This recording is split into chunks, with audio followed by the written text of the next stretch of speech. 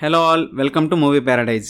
Kollywood star hero Dhanush కెరీర్లో 50వ సినిమాగా ఈరోజు రిలీజ్ అయిన మూవీ రాయన్. దీనిలో ధనుష్ హీరోగా చేయడంతో పాటు డైరెక్షన్ కూడా చేయడం, కెరీర్ బెంచ్ మార్క్ మూవీ అదే 50వ సినిమా కావడం, సినిమాలో ధనుష్తో పాటు సందీప్ కిషన్, ఎస్జే సూర్య వంటి మంచి పెర్ఫార్మర్స్ ఉండడం వల్ల సినిమా మంచి బజ్తో రిలీజ్ అయింది. మరి మూవీ ఎలా ఉందో చూసే ముందు మా ఛానల్ కంటెంట్ మీకు నచ్చితే ప్లీజ్ లైక్ అండ్ సబ్స్క్రైబ్ చేసుకుని సపోర్ట్ చేయండి.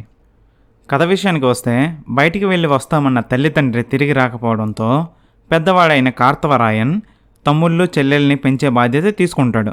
పుట్టిన ఊరికి దూరంగా చిన్న వ్యాపారం చేసుకుంటూ ఉంటారు. అలాగే వాళ్ళు ఉన్న ఏరియాలో 2 గ్రూపుల మధ్య గొడవలు ఉంటాయి.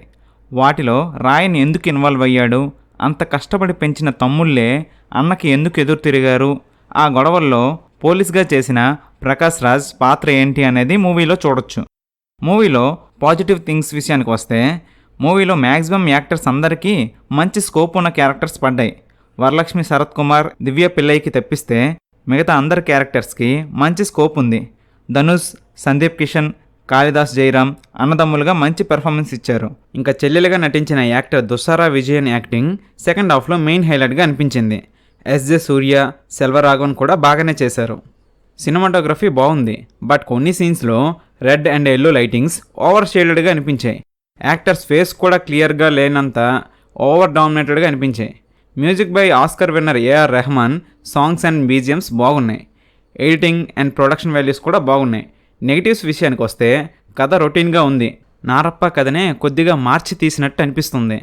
కానీ హీరోగా ధనుష్ క్యారెక్టరైజేషన్ మాత్రం రెండింటిలో సేమ్ ఉంటుంది. మూవీ లెంత్ 2.5 hours కన్నా తక్కువే అయినా ఇంట్రెస్టింగ్గా కానీ, నెక్స్ట్ టైం అవుతుంది అనే క్యూరియాసిటీ కానీ బిల్డ్ చేయలేదు. చాలా ల్యాగ్ అనిపించేలా ఉంది మూవీ. నేరేషన్ స్లోగా, డల్గా ఉంటుంది. చాలా సీన్స్కి పే ఆఫ్స్ కూడా ఉండవు. టోటల్గా ఒక రెగ్యులర్ మాస్ మూవీ చూసినట్టు ఉంటుంది. మొత్తంగా మూవీ అయితే నాకు పెద్దగా నచ్చలేదు. జస్ట్ ఓకేస్గా అనిపించింది. Just one time watchable movie అంతే. ఈ మూవీకి movie Paradise rating 2.5 out of 5. మా ఈ రివ్యూ మీకు నచ్చినట్లయితే ఈ వీడియోని లైక్ చేయండి, అలాగే కామెంట్ చేయండి, సబ్స్క్రైబ్ కూడా చేసి మీ సపోర్ట్ని మాకు తెలియజేయండి. Thanks for watching.